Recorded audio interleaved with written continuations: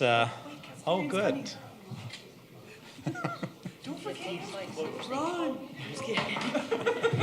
We'll let Matt sit down.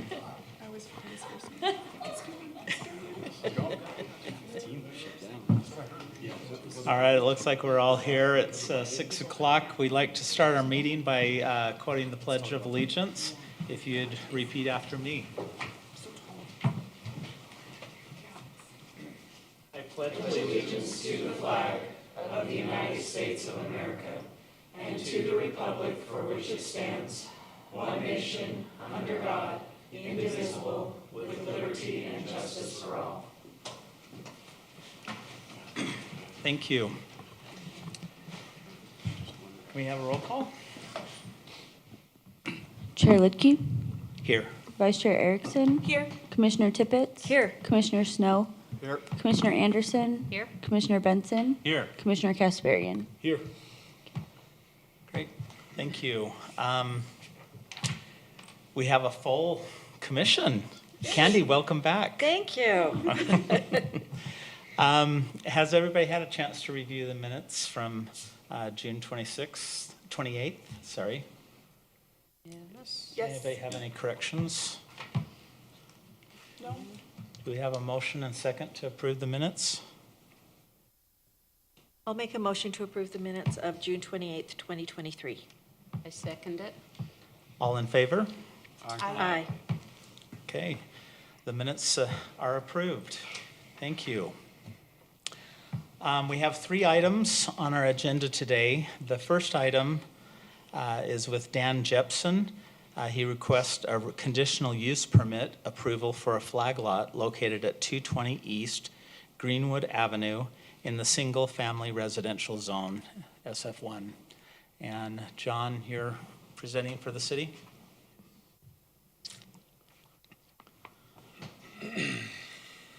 All right, so the first of the two is the conditional use permit to allow for the flag lot. That's just a conditional use. So here's the property, as it shows on the parcel map before subdivision. That is the next item. And here's the site map that shows the 2 lots. So the conditional use is, as in the staff report, it's got the conditional use standards that we found. It met all, and for lot width, depth, for the flag lot conditions and standards for the zone. And that's pretty much where this is at. So. Were there any comments? Yes, there was a phone call that I had from somebody. They were just asking more general questions about like what could be built on the lot if it were to be subdivided, and they were also asking kind of the process for the subdivision and the conditional use permit. So I was able to kind of walk them through that, and they didn't really have any concerns. It was just more of questions, and that was the only one that I've received. Okay. Any other questions for staff? Is the applicant here? Would you like to add any comments to this, or come up and introduce yourself? No comments. Dan Jepson. I've worked with Wendlandt and then Johnny, so I appreciate their help. And my intention is simply to have another single-family home. This is a huge lot, and I looked to do more density simply because it's so expensive to build a house, but it didn't allow it, so I just worked within the parameters. So. Great, thank you. Yep. Any questions for our applicant? Okay, great, thank you. All right, we'll open the public comment section for this. If there's anybody in the public that would like to address the commission, you may do so now. If you'd come forward and state your name.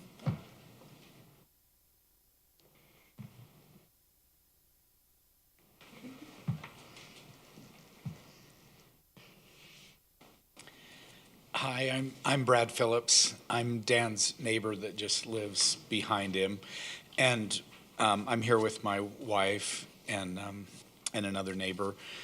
We were just wondering what rules applied to this new house that would be going in. And of course, we're just hoping that it's typical of the other houses in the neighborhood and, wouldn't create any problems for us. I just wondered how this has worked in other situations. So what can be built there? Yeah. It's an SF1 zone, right? Single family, yeah. Single family, so just A single-family single-family home. residences, home, Yeah. a home, just one home. One so- home, so Yeah. not a Not a duplex. No. duplex, no. So just, And this, what we're talking right now is just a conditional Just the use permit conditional to use. split the lot. We will be discussing what's going to be built on that next, right? the subdivision The plat. subdivision plat. Yeah. Oh, that's a separate Yeah, issue. it's a two-step process, just so you know. Then Okay. they've got to get the building permit, but they have to meet the code. Okay, same and setbacks stuff, but and, it's still, yeah. okay. There is a height limit on a flag lot. Yes, so the requirements for a flag lot are a little different than in the SF1 zone in general. There's a recognition that flag lots are more in the middle of a block, and therefore it's more stringent. So the structures can't be as tall. The setbacks are overall different than in the SF1 zone. Okay. So, I mean, for example, the front setback is actually a little closer, but that wouldn't, affect you. It would just really affect the petitioner. That potential second home would just be a little closer to his home than you would normally see. Okay, that's good. How about the road that goes back to the flag lot? Is that, would that be the responsibility of the new homeowner to maintain that, or is that a city road, or who? That would be that would be part of that lot, so that would be the homeowner. He'd have a driveway to shovel it in wintertime. A big one, yeah. Okay. Yep. Okay. Well, I think that's all my questions. So I want the front house with the short driveway. Yes, The back house. I understand. But, yeah, that'd be their responsibility. Okay. Well, thank you. Thank you. Any other comments from the public? I move that we close the public hearing portion. Second?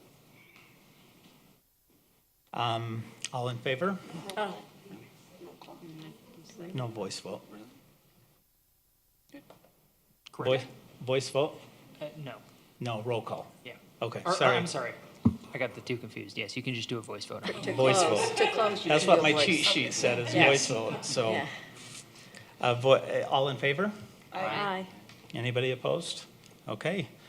The public hearing portion of this is closed. Does anybody have any further questions or anything from staff or any comments? It is, when you look at the overview, all the other lots around it are smaller than probably these two that are being created, and so it's quite a large lot, so it's a nice use. Greenwood used to own it, Okay. and it's Greenwood Avenue. So, makes sense to me. All right. Legal, anything? No, just that this is an administrative decision, so as long as you find that they qualify, you need to approve. Okay. All right, do we have a motion? I'll make a motion. I move that we approve the conditional use permit for a flag lot to be located at 220 East Greenwood Avenue with the findings noted in the staff report. I second. All right, roll call vote? Chair Lidke, Yes. Vice Chair Erickson, Yes. Commissioner Anderson, Yes. Commissioner Snow, Yes. Commissioner Tippett. Yes. The motion passes. Great. All right, our next item is Dan Jepson again, request a final subdivision plat approval for a two-lot split located at 220 East Greenwood Avenue in the single-family residential zone. And John will present for the staff. All right, it's the exact same project, just the subdivision part of it now. And here's the plat. And we found that both lots comply with the lot standards for the zone and specifically for the flag lot, which was the conditional use allowance. So, and that's where that is. All right. Any questions for staff? Any questions for the applicant? All right, we won't make you come back up unless you'd like to. Same person. Okay, same person. All right, great. We'll open this up for public hearing. Again, if there's anybody from the public that would like to make a comment, please do so. Come to the podium and state your name and round two. All right, I thought of another question in the last. Please state your name again. I'm Brad Phillips, I'm a neighbor. And I think our main concern is that right now there's renters at this house, and there's also renters at the house to the west and around the corner. And all three of those houses are not watering their yards and taking good care of them, and so it just, it doesn't look good. Which I suspect has no bearing on whether this passes or not, but I just don't want to have another house next to mine where they're not taking care of the yard. And so again, maybe I'm trying to answer my own question. I suspect the same rules for maintaining your yard would apply to this new house as apply to, any other house in Midvale. Is that an accurate Yeah, assumption? they'd be bound by the code. Okay. There, just for information, on the city website, if you go under zoning, there is a place where you can file a complaint with the code enforcement. Okay. And you can upload pictures or whatever you want, and it'll go directly to we have one full-time code enforcement police officer with UPD. Okay. And he will address it. And if it makes, not to make you, I don't know if it makes you feel any better, but we've got the same problem in our neighborhood. Okay. And so, Yeah. But I know he does address them, and he'll go by and talk to them, and then he'll send them a letter and stuff like that. Okay. Good guy. So that's one way to help spur some action on your neighbors. Okay, I didn't know that, so Yeah. that's helpful. So it's an easy way. You can just go online and stuff. So, Yeah. And you can be anonymous if you'd like to or not. But we all know you. But we- Yes, that's right. Probably You should are have on come to a public city record council now, meeting so. and complained. Just saying.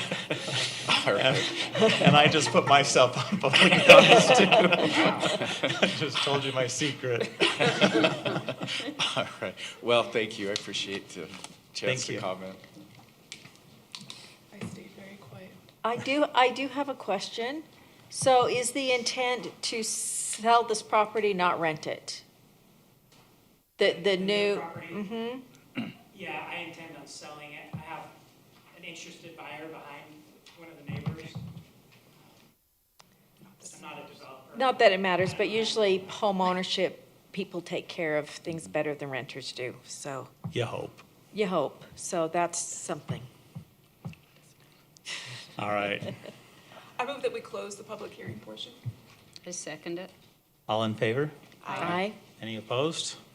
All right, motion passed. Wait, no, we oh, still have to do. oh, we need a, oh, I think we should. we need to do a motion, Yeah. sorry. Okay, who would like to make the motion? I move that we recommend approval of the final subdivision plat for a property located at 220 East Greenwood Avenue to be split into 2 lots with the findings noted in the staff report. Second? Roll call vote? Chair Lidke, Yes. Vice Chair Erickson, Yes. Commissioner Anderson, Yes. Commissioner Snow, Yes. Commissioner Tippett. Yes. The motion passes. Great, thank you. Get construction started. Hey, Chair, before we start item 3, due to a potential conflict, I'm going to recuse myself from this. Next item, okay. Note. Dustin Snow is recused from item number 3. I would like to, on this next item, there's 3 parts to it, And we've received a number of letters from the community. And so if the council approves, I'd like to change the order in which we review these. So instead of going with number A, changing and going with B, small scale master plan first, so we can give the community time to for the public hearing and to listen to their comments. And then we'll go to the conditional use permit and then the preliminary subdivision plat. So we need a vote on that, and it can just be verbal. So all in favor? Aye. Aye. Any opposed? Okay, then we'll change the order. Vendelin is up on this one for the city. We'll be doing 3B, Nathan Brockbank requests for a residential development consisting of 9 units located at 7240, 7260 South, 525 East in the single-family residential duplex overlay zone. And we'll start with the small-scale master plan. And Vendelin, you're up. I will get you started on this. This is the public hearing notice that went out, and as you can see, it was well received. We've gotten a lot of response from the neighborhood. And I have emailed the public comment that we received. After I sent out the email, I have not received any additional public comment. And these packets by your seats, have everything printed out if you want to look through the public comment. So I will introduce the project first a little bit, and then also tell you later on what the public comment was that was received. Here's the notice sign. It's been there for a while. This is the location. Currently, the project consists of 2 single-family homes, 7240 and 7260 South, 525 East. As you can see, this is really close to Fort Union. It's across the street from an existing condo project. And there's also a multifamily project on the corner of 525 East and Fort Union that's currently under construction. And that has apparently, from some of the public comments, also caused some parking issues. It's a construction site. There are lots of people working. My assumption is people who work there have parked on the street, and we may hear more about that. This is an architectural rendering of the project, and it shows pretty well what's planned. So you see a duplex on the southern end, and then 2 triplexes on the northern side of the development. The street that's depicted is a private street. It's 35 feet in width. There are sidewalks. You'll see a turnaround on the western end that complies with fire code, and there are also 2 additional parking spaces. What's not shown on this image is the existing home. It technically is part of the development. It's part of the plat, and the land that's currently associated with that home, its lot is divided off, you could say. And another thing that you see here, and this is more schematic, but there's a landscaping plan. All the common area is going to be landscaped. There's going to be a feature for people to gather in the common area, a pavilion. These are all private facilities, you could say. And here is the subdivision plat that helps you a little more with discerning who owns what. You could say on the western end, parcel A and parcel B, that's common area. I can't read it from here. I think it's parcel C, sort of in between the triplexes. And there's 3 actions associated with this type of an application. On our agenda, the first one was the conditional use permit, then the small-scale master plan, and then the third item is the preliminary plat. And as you voted, we switched the order since we got so much public comment that's really associated with the small-scale master plan. That's really where the meat of the approval process is in this case. And the small-scale master plan is based on the premise that if there are specific criteria given in the ordinance, and if those criteria have all been met, then there are incentives that can be given. And I've detailed that in the staff report. And the developer is actually not asking for all of these incentives. There's really only a couple.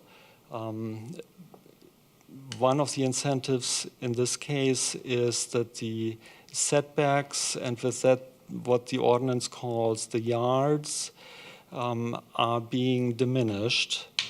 And you can see that if you have a development that's in the SF1 zone, you could say a plain vanilla single-family subdivision, you will see setbacks that are a lot larger, especially the front setback. And of course, the grouping of the units in this case, the language in the ordinance is diminishing the setbacks, so the setback in case of the triplexes is diminished to 0. And that's, I guess a tool that's being used in order to find this type of an arrangement. There were several iterations of the design. I believe if I remember right, one of them had duplexes. And this is something the developer, they probably have their reasons why it's arranged like this. So, what are the incentives based on?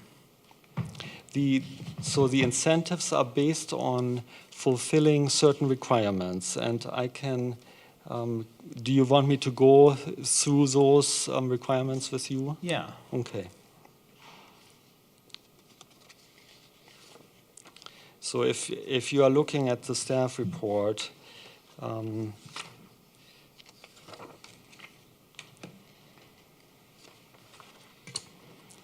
it's on the second page under number C. The language in the ordinance is to be granted any of the incentives in subsection B. A master plan development application must include, and then there are 6. The first one is improved non-motorized vehicle trail linkages and access for general pedestrian use. In this case, the private street provides a linkage from 525 East to the Jordan Salt Lake City Canal. The canal is directly behind this development. If you look at the plat, it's also noted in there. And Midvale has just finished a feasibility study for a canal trail in this location. And But there isn't a trail system there now, is there? There is not an official trail system at this point in time. I mean, the city is working towards it. But there hasn't been anything agreed upon? Because I know I was at a meeting for the bond, talking about a bond for the community pool and for a trail system along the canal. But so it sounds like it's in the very beginning stages. And yes, this is in the beginning stages. The feasibility study is basically there to determine if there are any reasons that would be a deal breaker, from the engineering perspective, why something like this couldn't happen. The study basically came out and said, there are certain things we have to engineer around. Sometimes there isn't quite enough right-of-way. There will be some purchases needed. On occasion, there is a recommendation that the canal will be enclosed for relatively short sections in order to get angles at crossings over public streets right. But the feasibility study basically said this is feasible, but it's, as you said, it's the first step. The city doesn't have any agreements with the canal owner, which is Salt Lake City Public Utilities. So that's still to come at some point in the future. Okay. Do you want me to go through the other points? Sure. The next one is that a minimum of 15% of the land is improved open space. This application has met that. They've actually exceeded it by quite a bit. And then number 3 is very similar, a minimum of 50% of open space. It's a different definition of open space, one that's a lot broader, and this has also been met. Then number 4 talks about the materials on these dwellings, and that has also been met. Number 5, an open space easement that's shown on the plat, that has been met. Number 6, adopted articles of association and bylaws. That has been provided, and we have reviewed it and found it to be sufficient.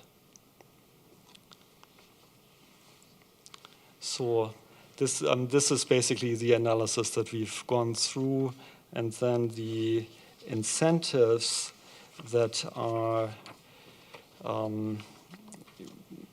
that are possible and that are required for this development are, they follow. Number 1, density. The developer is not asking for incentives on density. This project is, within the realm of the zone. The diminished setbacks we have addressed. That's one of the incentives they are asking for.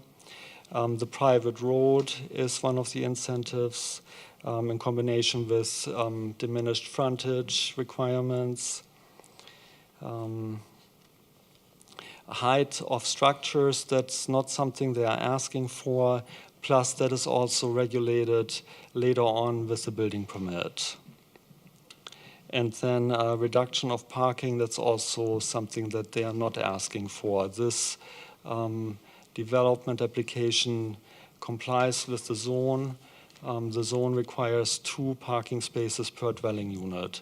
And this actually provides more. If I go back, you can eyeball this a little bit on here. So each dwelling unit has 2 spaces in the garage. The existing home basically has what it has, a 2-car garage, a very wide driveway that can probably hold 3 to 4 cars.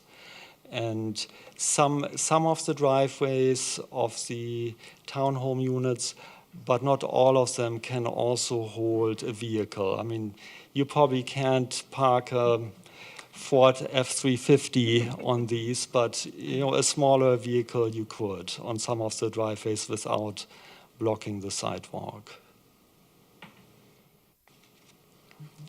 So with that, since we changed the order, I will probably not have. This should be the right motion here, since we are on item B.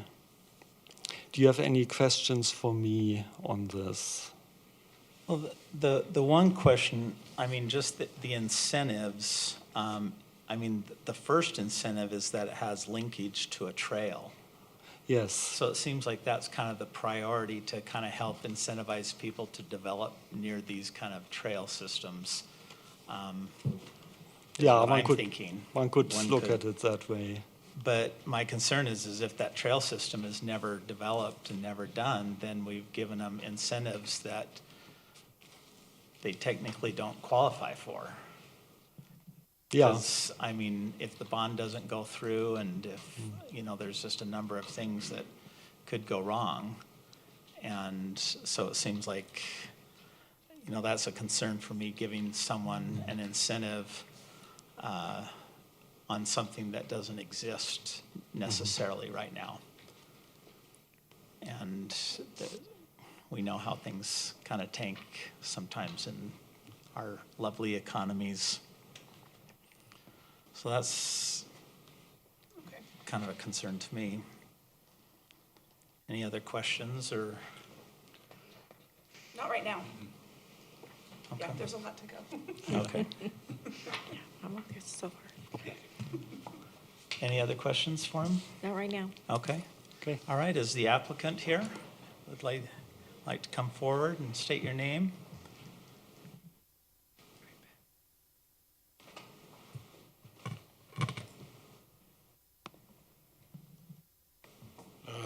Paul Watson, project engineer, representing Nate Brockbank. And Wendelin answered pretty much everything I had to offer, so I'm really here just to answer questions. One of the public comments was there was some open space in the back that wasn't wasn't there something about what they're doing with the property? In the back, we do have some picnic areas and stuff, and some grass, Okay. if that's what you're referring to. Okay, In the rendering it showed. okay, An just area. open, Yeah. okay. Actually, I believe the comment you are referring to was from Mrs.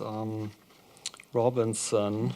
And I think there was a concern if the landscaping that's shown on the plan is actually going to be put in. That's how I read that. Apparently there must be something being stored in the backyard right now. That would be one of their qualifications, is to put in the landscape. Yes, yeah, so that really shouldn't be Not a an concern. issue. Okay, great, thank you. And the HOA will be maintaining the landscaping for that area too. Yeah, great, thank you. All right, any questions for the applicant? All right, then we'll open the next portion to the public for public comment. If you have anything that you'd like to state. One thing that I would like to say is sometimes these public comments, when we have lots of comments, please be civil. And we are here to hear you, but we don't want to be sworn at or anything else. And then also keep your comments to a minimum. We say 3 minutes, and if you're gonna just repeat yourself, you can come up and say, I ditto the same thing he just said. We don't need to hear the same thing 12 different times. So with that, thank you. My name's Jeff Anderson. I live in West Jordan, but my family lives on 525 East next to where the development's going to be. So I'm here on behalf of my family and other neighbors that are there. And our biggest concern is parking. It's really been an issue. We're on just off of 7200 on 525 East during the construction of the 17 townhomes in there. before, those homes well, there was only 4 of them, I believe, that had entrance from Fort Union. But now, for all 17 homes, the entrance for that development's going to be right on 525 East, right on that corner. And we've got the duplexes there, and a business right next to it. And parking's really been an issue, and especially in the wintertime, there's always cars out. It seems to be cars out on the street, and it makes it hard to get out and for the snow shovels from the city to clean the roads properly.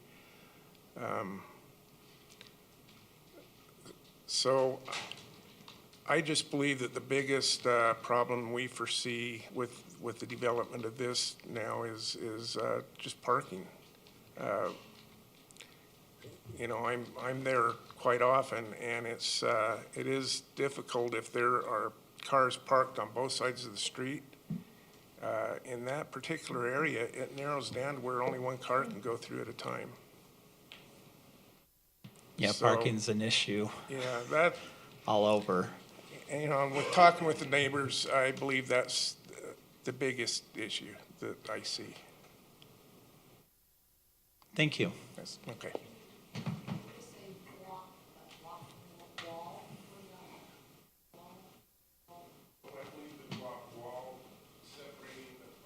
If you'd come back up So that we and, can make sure we get your comments. The block wall that separates the properties now, I assume that'll probably be coming down. We do have concerns, or is something else going to go up, or is it just going to be open area? That's a concern for the immediate neighbors. Probably on both sides.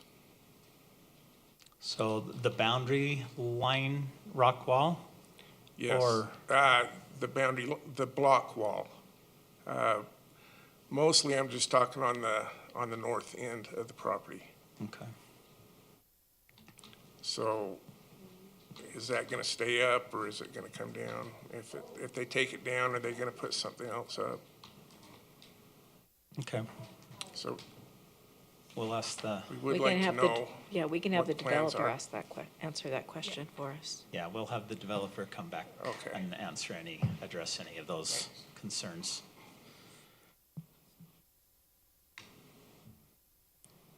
You bet. Please state your name. My name is Matt McNichols. I'm the neighbor directly to the south of the project, 7286. Parking is a little bit of a concern for me. My house is way towards the back. One thing I wanted to address is I know that there's some height limits of what they can build. But on the lot that was already purchased, they brought the grade up probably a good 4 feet through that whole back. And I'm not sure how that, like right now, it goes down into that property that they want to build the 2 duplexes. What are the restrictions for them to bring up the grade another 5-6 feet before they start to build on top of that? Because it's already on the other side's come up quite a bit.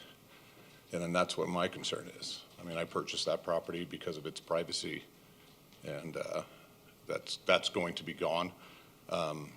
But if they bring it up 4 or 5 feet and then put their stuff on top of it, that's even more so. So that's what my question is, one of my concerns is, and I don't know how that works with grade.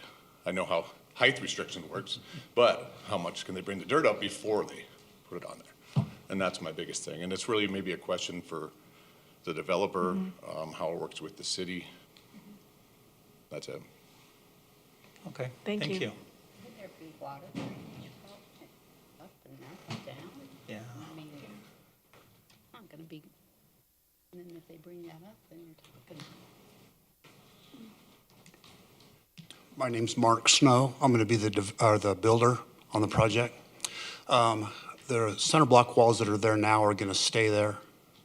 We don't have plans to tear them down. Yeah. Okay. And then as far as bringing in the dirt, the gentleman that was just in here, his house, our grade will probably be the same grade as his, because he brought in dirt on his house. So our grade won't be any higher than his, Okay. and we'll meet the height requirements. Would there be an issue with the water drainage? That's what I was concerned about. We have a retention pond built into the project. Okay, Okay. thank you. All right, thank you. Great, thank you.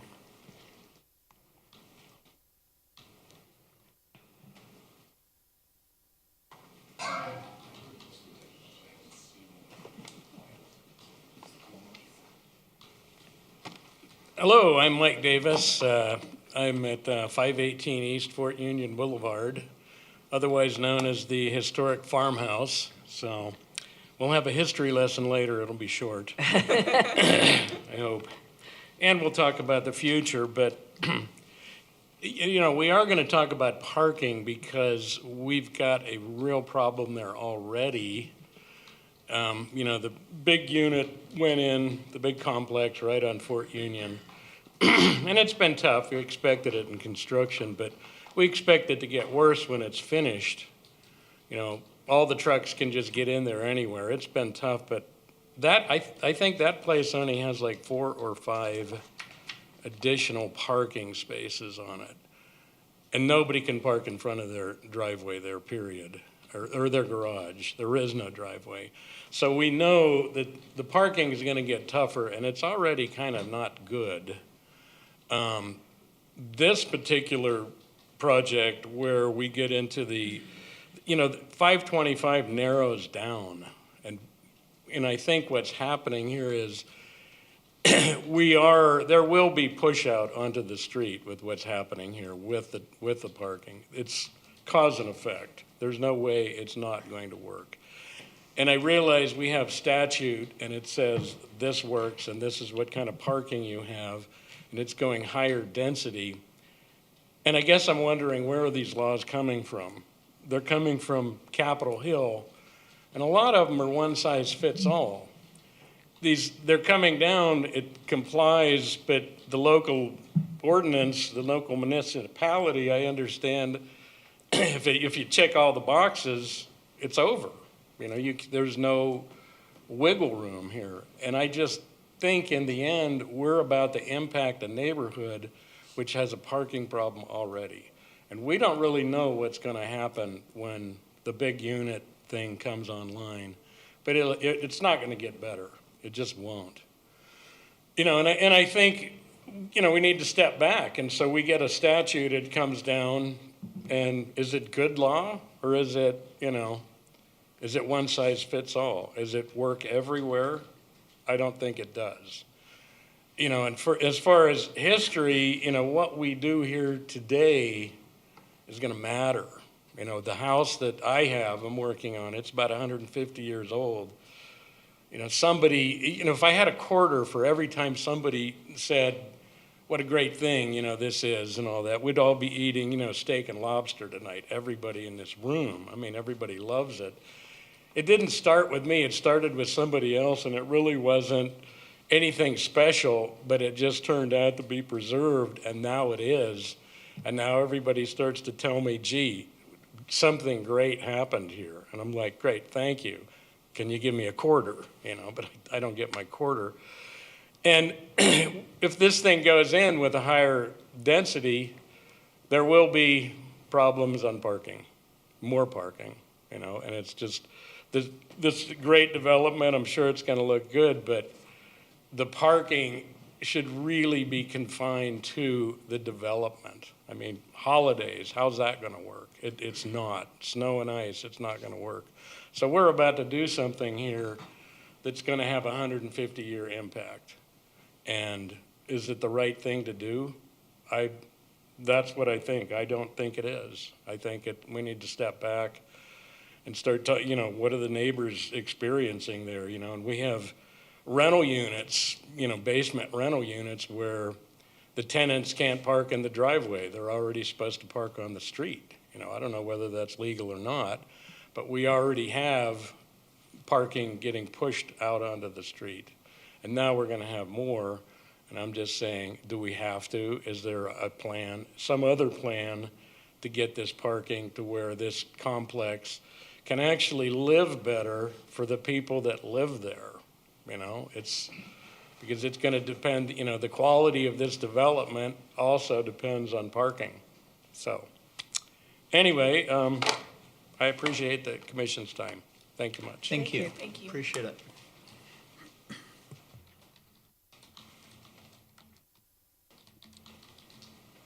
Hi, I am Becca Labrum. I live directly across the street at the condominium project thing. And I'm representing everybody there. We're all kind of concerned, and everyone's talked about parking, and I know that's what it is all about. But with how we are directly across the street from them, when people are parked next to our entrances and exits, we can't see at all, and that's how it's been the past year or 2 years with the construction of that, which we all know it's going to get worse when people actually move in and there's zero parking in that 17-unit area. So for us, it's a huge safety concern about getting in and out of our community. And also, we all have little kids. I have 3 kids under 6, and when there's cars parked on both sides of the road, drivers can't see anyone walking past. Little kids can't see over the cars to look for, anyone coming back, and it's a major safety concern.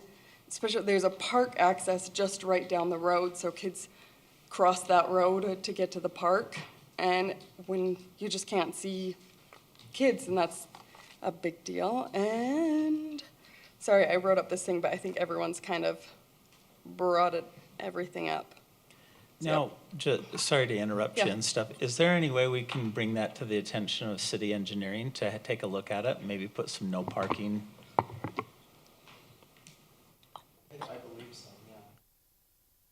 I mean, that's not something we can do as a planning commission, Right. but that's what, sometimes we find these things out in these public comments that we can kind of pass along and. Yeah, and put no parking signs, but it's Yeah. still somebody's gonna have to park somewhere. Like you Yeah. said, holidays, birthday parties, when people come in, those driveways, like you said, they're not gonna accommodate a truck. They're barely gonna accommodate a little car. And if people have storage, they store it in their garage, pushing their vehicles out. It's just those 2 parking spots aren't gonna do anything when it comes to, residents. If they have more than 2 cars and they can't fit them in their driveways, they're gonna be parking on the street. It's gonna force all these cars out onto the street when there's already no room on the street to park. So, and it slows down traffic because you have to wait for, one person to go before you can go, and it's really close to Fort Union, so that's also been, when you turn on to 525 and there's tons of cars right there, you can't see as well, and then when you're turning off of it, it's just a visibility issue for all the pedestrians and cars. Yeah, that's my issue. Thank If you. I may, Appreciate your on time. the safety, the application, there's a traffic committee with Midvale City, and the city engineer has an application for any street signs or anything like that, so. But still, the cars are still gonna have to go somewhere. Like, we can put no parking signs, but then they're just gonna move down the street, and then it's not gonna solve the problem. My name is Nate Brockbank. I'm the developer of the project. So it sounds like unlike the 17 units that have 0 driveways, we have 4 driveways that I believe are over 20 feet long. We have 2 or 3 that are 16 feet, and then we have a couple that are less than that.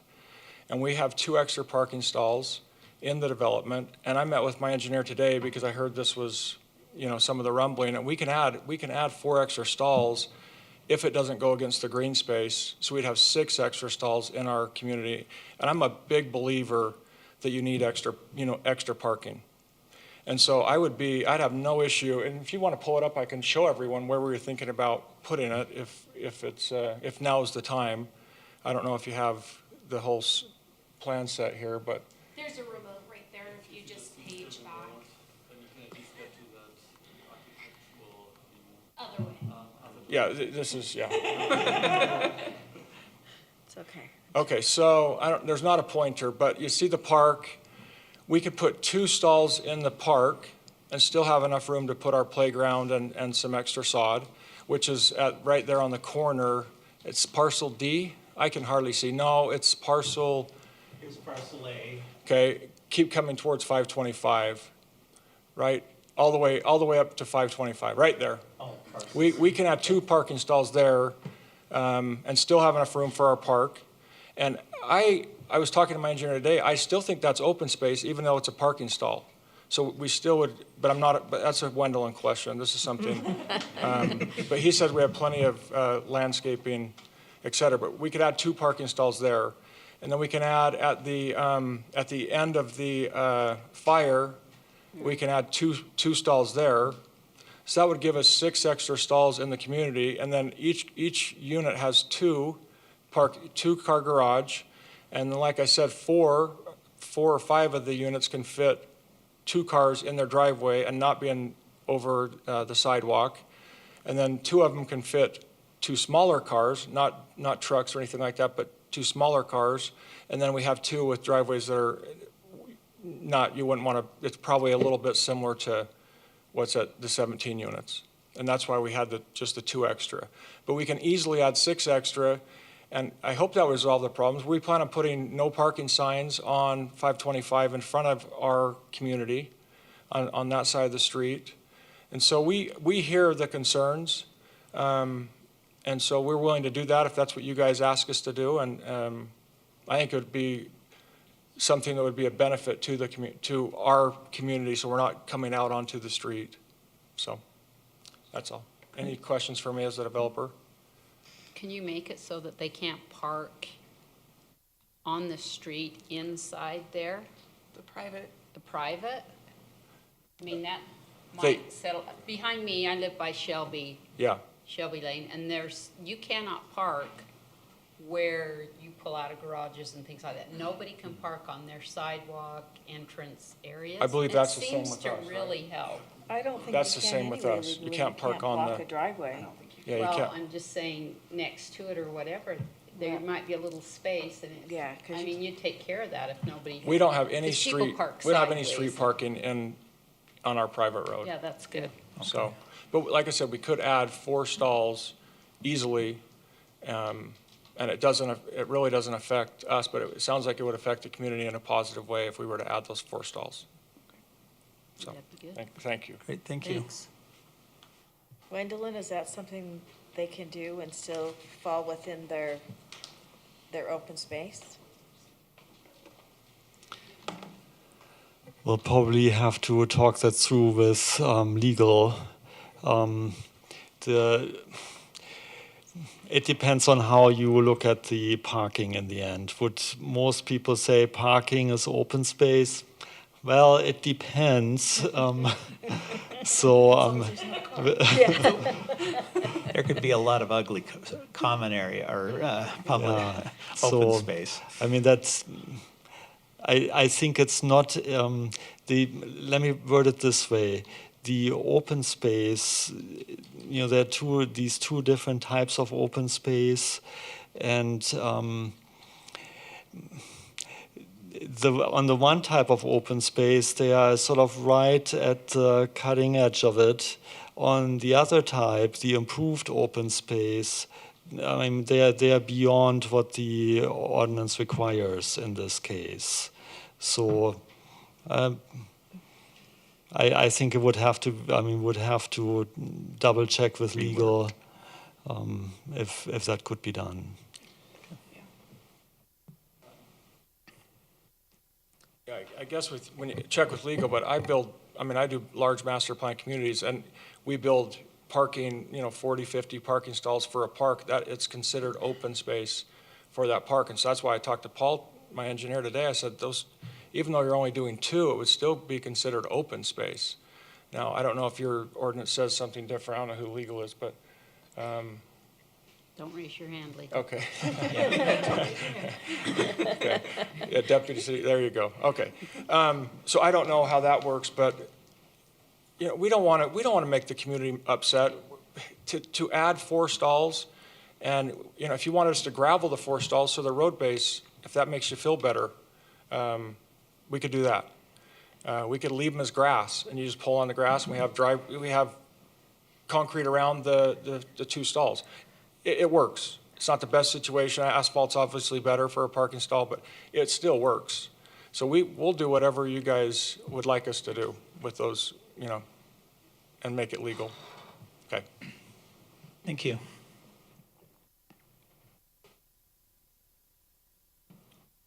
I had one more comment. Okay. And this is actually on the fill dirt that went in. So we brought the fill dirt in just to make the sewer work so that we had a positive grade going out, so we didn't have to do grinder pumps.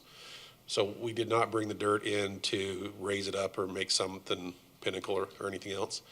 The area on the north side is a function of that block wall, so that's staying there. The area on the south side is all kind of walkout basement type thing, so we could work with the applicant on the south, or the adjoining property owner on the south. But anyway, that's why the fill dirt came in, was because to make the sewer work. Thank you. Which you never want grinder pumps. Yes, I have that. Oh, do you? It's lovely. Yeah, I heard. Yeah. I have a comment on the open space question. So the definition of open space, the particular part of open space where they are right on the edge of meeting the requirement, it actually does exclude parking area. Now, as a think piece, let's say you have a parking area that's grassy. You know, on occasion you will see parking areas, event spaces, sometimes at historic sites where you have parking. There is turf, but the ground is stabilized. There's like an engineered landscape grid in there. Let's say you put something like that in. Would the attorney say that is parking? Maybe not. Just for you to think about. Hope I don't lose sleep over it.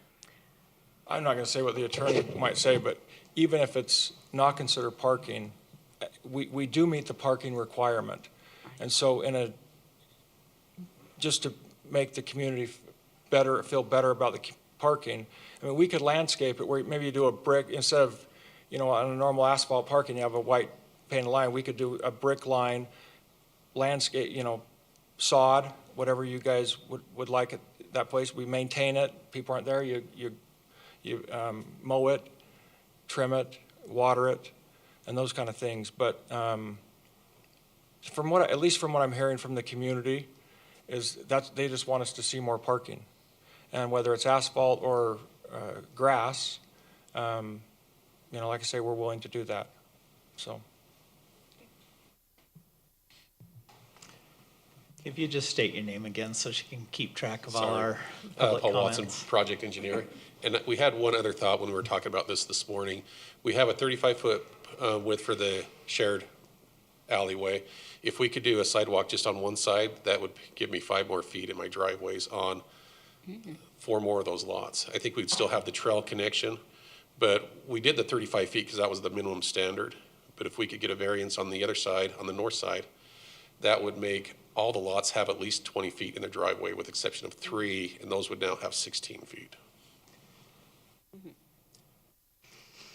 I don't think we're here to redesign anything at the moment. I know that we're throwing a lot of ideas out there to appease some of the public comment, but I don't think this is the time to start getting down to the nitty-gritty. We're looking at the thing in front of us right now. So okay. I just want to put that out there because we're kind of getting into the weeds. So. Any other comments from the public? I move that we close the public hearing portion. I second it. All in favor? Aye. Any opposed? All right, public hearing is now closed. Discussion. Does anybody have any questions or? Can we go to legal? Oh, legal? Do you have anything that you'd like to bring up? So this is an administrative decision, and so the planning commission would need to make specific findings regarding whether or not this small-scale master plan complies with the city law. On the end. Yeah, can we go back to the rendering, Gwendolyn? Sure. Please?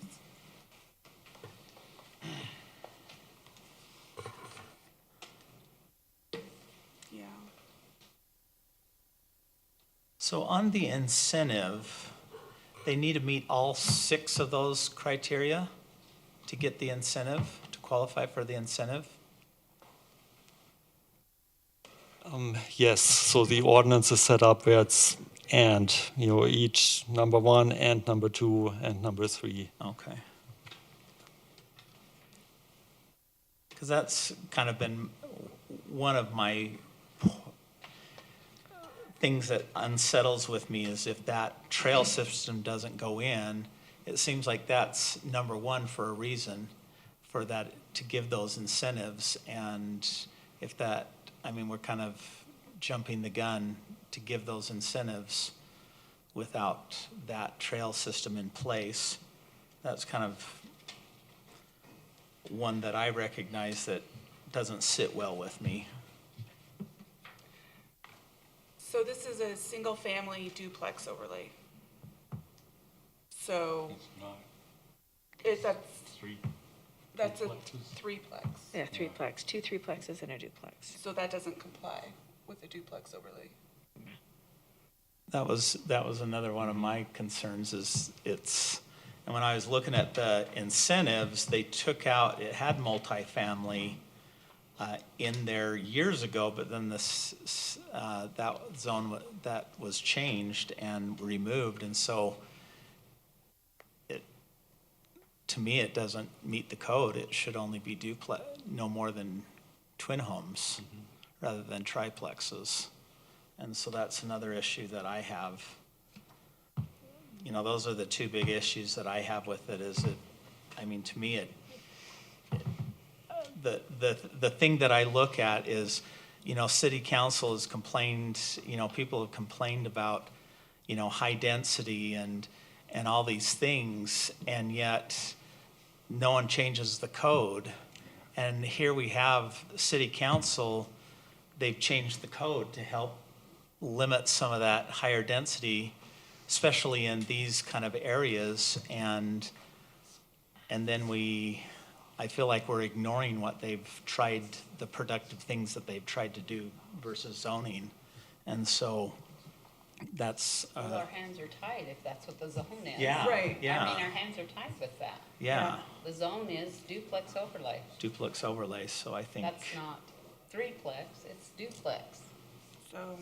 So my thing is just that the incentives, I think, they don't qualify for the incentives, and then it needs to be twin homes rather than triplexes to meet the zoning. So those are my 2. So how do we proceed? Well. How do we want to word this? So what is it that you're looking to do specifically? Well, we obviously can't pass it if it's not zoned correctly. Okay. Right. If that's the road you're going down, you'd need to make specific findings that it doesn't comply with the code. I think what you've mentioned in reference to the staff report are the development requirements there under C1, where it says it needs an improved non-motorized vehicle trail linkage. You'd need to make a finding that there is no trail that it's linking to. You would also need to, I guess, just make a finding that yes, the triplexes are not permitted in the duplex overlay. Yep, duplex overlay, SF1 zone. Candace, right. I hope you can say that. Planning commissioners, Because we're all looking at you to do it. It's very grand. if I could, this application does stop at the planning commission, so you would not be making a motion of recommendation, you would be making a motion of denial. This does not go to council. Okay. Okay. All right, who's brave? Candace. Do you have your thing in there? It was too big to download, Oh, so it's not on my phone. let's see, okay, here's the 3B. Is there a way just to table it until we, because I will say throughout the entire city, you have these in the same zone triplexes. Maybe that was changed a couple of years ago, but there's triplexes and fourplexes. Yeah, it has been changed. in this zone. Yeah. It was changed in 2021, from my understanding. I was on the Yeah. commission then. Because the community had feelings about this. So even though others are grandfathered because they existed, I don't think that that could go forward because this is the direction that Midvale has most recently decided. I wasn't aware of that. I wasn't told that when we turned pretty sure. And so I would just ask if you would just table this, let us go back and do the duplexes and bring it back.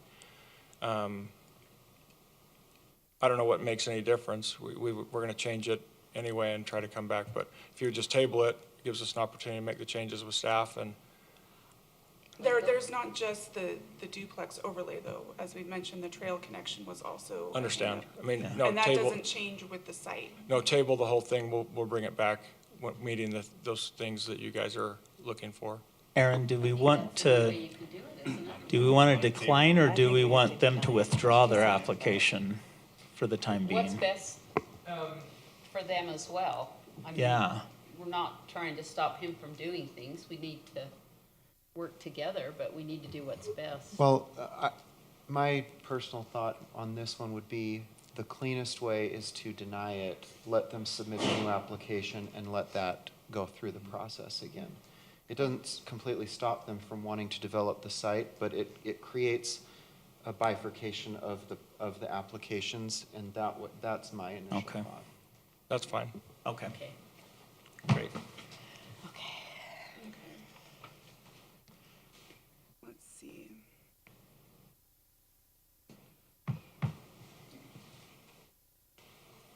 All right. Let's see.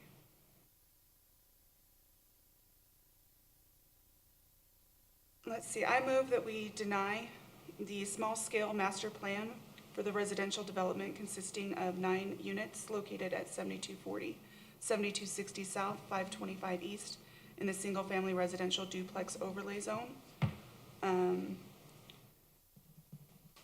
The commission found that it did not comply with trail connections or the duplex overlay requirement. It does not meet applicable codes and/or ordinances. Do we have a second? I second it. Roll call vote? Chair Lidke? No. Oh, Yes. yes, sorry. Sorry. I was confused here. Can we Vice be a Chair little bit more Erickson. clear on that, just in terms Yeah. of in favor of the motion or no? In Yeah. favor of the motion? Okay, yes. Okay. Vice Chair Erickson? Yes. Commissioner Anderson? Yes. Commissioner Snow is, excused. Commissioner Kasparian? Yes. Commissioner Tippett? Yes. The motion passes. Motion denied. Yes. Here, sure. Thank you. Thank you for your time. We'll be Thank you. back. Thank you. Okay, Thank we'll you. see you again. Mr. Chair, there are still 2 other items that go along with this, and so Okay. because this one has been denied, I believe the most, correct route to continue is to deny those other applications as well. There's no real need to discuss them. If they're advertised as public hearings, we could open it, close it, open it, close it, but we can't just leave the other items hanging. Okay. All right, we'll move on to the same item, but the conditional use permit. We'll open up to public comment. If anybody would like to make a comment. I move that we close the public hearing portion of this. Second. All in favor? Aye. Okay. Public, We have to deny it. We have to make a motion to public deny hearing it. is closed. Do we have a motion to deny the conditional use permit? Where's the words I want? It's not on my screen. I will make a motion to deny the conditional use permit in conjunction with the, the residential development consisting of the 9 units located at 7240, 7260 South, 525 East, in the single-family residential duplex overlay zone. Do we have a second? A second. Roll call vote. Chair Lidke, Yes. Vice Chair Erickson, Yes. Commissioner Anderson, Yes. Commissioner Kasparian, Yes. Commissioner Tippett. Yes. The Okay, motion is denied. motion denied. All right, our motion passed. Well, we still have to go to Motion C. passed, We yeah. still Motion have, to deny was passed. yes. We The still motion have- to deny is passed. Yes. All right, we have a preliminary subdivision plat. Open to public comment. Seeing none, I move that we close the public comment. Second? Do we have a second? Second? All in favor? Aye. Okay, public hearing is closed. Do we have a motion? Let's do I'll that make a again. motion Okay, that, let's- that we deny the preliminary subdivision plat in conjunction with the residential development consisting of 9 units located at 7240, 7260 South, 525 East in the single-family residential duplex overlay zone. Do we- second. Roll call vote? Chair Lidke, Yes. Vice Chair Erickson, Yes. Commissioner Anderson, Yes. Commissioner Kasparian, Yes. Commissioner Tippett. Yes. The motion passes. Motion to deny passes. All right, thank you. That was a little bit different than what we've normally see, and we've had a lot of people out here, so I appreciate their respect and their comments. Okay, Dustin's coming back, Okay. I think. From sequester. He's sequestering. And he has returned. Okay, we welcome Commissioner Snow back to the commission. Because he's gonna, yeah, he Note the can't time. remember because he's He in was asleep. an hour and a half. 7:12. Oh, do we have staff update for us? Do we? Staff update? Do we have a staff update?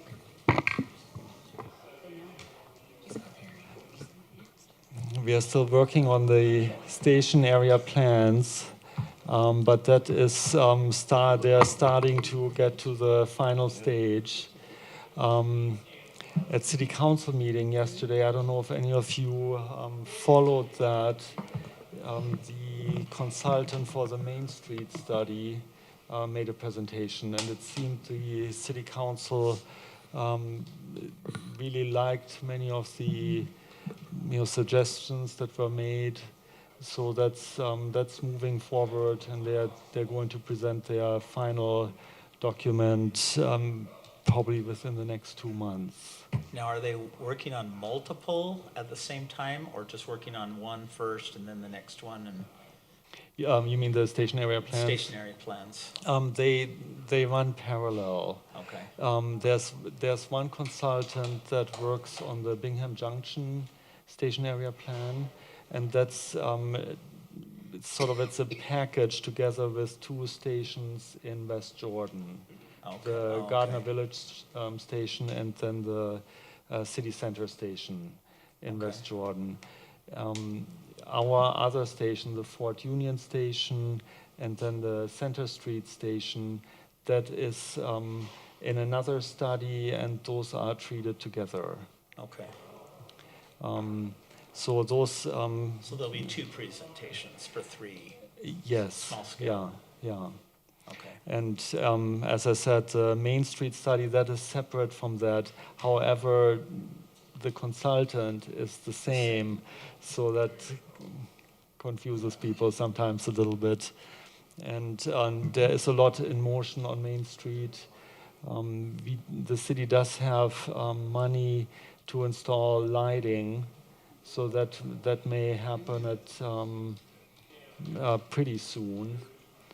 And the study is also has a good focus on that. I mean, they have very specific suggestions on it. There's preliminary designs and placement of the lighting.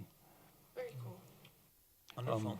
The other new item that we've been working on is more funding for active transportation. You were talking about the bond, and the state of Utah is starting up a new program where UDOT is going to develop a trails, you could say, a state trail system similar to the state highway system.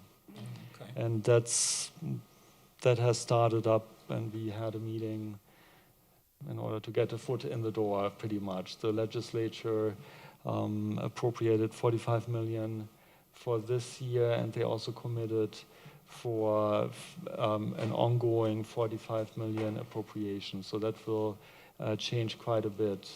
And these facilities then will not require local matches. Wow. So it sounds like, and it sounds like Midvale with the canal trail that potentially could go in, and then with Jordan River trails. I mean, we've got a few trail systems that could be utilized in the city or upgraded. Yes, and thus far the whole program isn't really set up yet. The language in the law, however, does authorize UDOT to also maintain facilities, and they don't quite know yet what that's exactly going to mean. I mean, as an example, We've seen how some of their maintenance is. Yes, on state roads. I know what you're talking about. Jordan River Parkway, for example, potentially, if that's part of the system, which one would assume it would be, possibly UDOT would take it over, possibly they may maintain it, but that's all that hasn't really been figured out yet. Okay. Cars are different than people. They kind of need another arm to take care of that. That's cool. Anything else? No, that's everything. So the next 2 months, some small scale master plans coming through. Anything on Jordan Bluffs? Any movement on that they keep trying to push through, that apartment development? It's still going back and forth. The developer isn't ready with a new version of their plan. Once they are ready, you will see that, because it's different enough from the version that you approved that it needs to go back through the planning commission. Well, I'm glad that they're listening to the community and making some changes to it. Anything on Zion's Corp with the landscaping? What is that about? There is no landscaping on that hill. That's redonkulous. Why is it like that? The desert landscaping. That is not desert. That is just mud. I thought that had to be taken care of. From what we know, there's been some issues with the irrigation, and they're trying to fix all of that. And obviously, a side effect is that a lot of it has died, and so that will be replaced and fixed up. That's for Yeah, such there's a been a nice lot. place. Yeah, it's really Every time nice. I go past there on my way to West Jordan, I'm thinking, well, this is so lovely. I'm glad I approved this. I mean, it looks terrible. Well, there's a lot of erosion too that's kind of Yeah. happening with drainage and stuff, so yeah, Okay, there's. thanks. I have other concerns, but I'll wait till we're done. Okay. Motion to I move adjourn. that we adjourn at 7:19 p.m. All in favor? Aye. Okay, Okay. we're Robin. adjourned. What? Thank you all. Why can't the police get